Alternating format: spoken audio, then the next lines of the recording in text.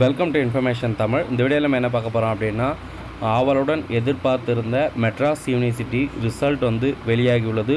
So Madras யூனிவர்சிட்டியில் November 2024 தேர்வு எழுதிய மாணவர்களுக்கு ரிசல்ட் வந்து பார்த்திங்கன்னா மார்ச் 7ஆம் தேதி இன்று ரிசல்ட் வந்து பப்ளிஷ் ஆகிடுச்சு.